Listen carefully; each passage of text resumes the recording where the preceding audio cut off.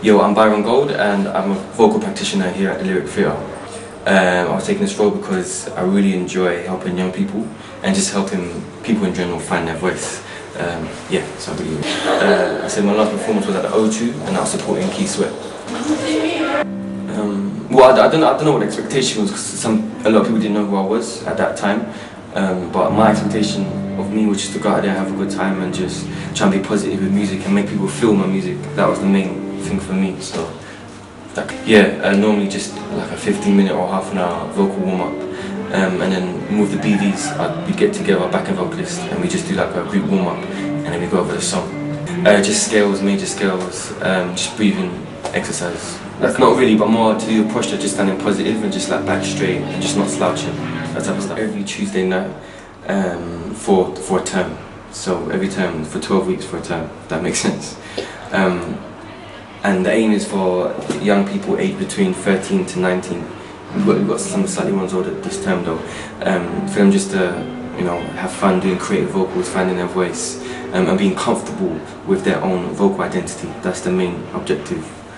Things like breathing from your diaphragm, controlling your breath control, breathing in for certain amounts of time and exhaling in certain amounts of time, and doing scales, major scales, arpeggios, octaves, legato notes, that type of stuff really kind of just flexes the vocal cords, flexes the vocal muscle to make it strong and have more stamina.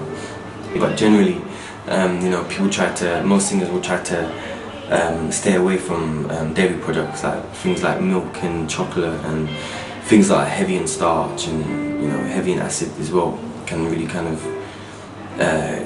give your vocal cords a bad effect when you're singing. Well, breathing is like it's a petrol to a car really. If you can't breathe, you can't really sing. If you're not breathing right, you're not supporting your voice, and then therefore if you're not supporting your voice, you're going to damage it because it means you're singing from your throat.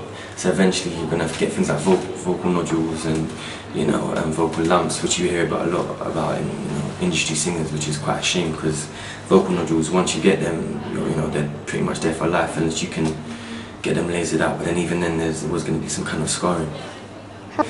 Pretty much, yeah. I mean, again, it depends on the level of the singer. I mean, if they're really advanced and they've got a lot of vocal stamina and they've got like a really strong voice, then a warm-up is less irrelevant. But really, every singer should want to warm up because you want to know where your break is as well, and everybody's got a break. And sometimes, depending on the day you have, it could be high, it could be low, and every singer should know where their break is before they open up their mouth to sing.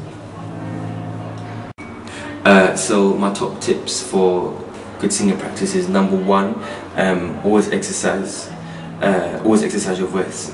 Number 2, always stretch your voice.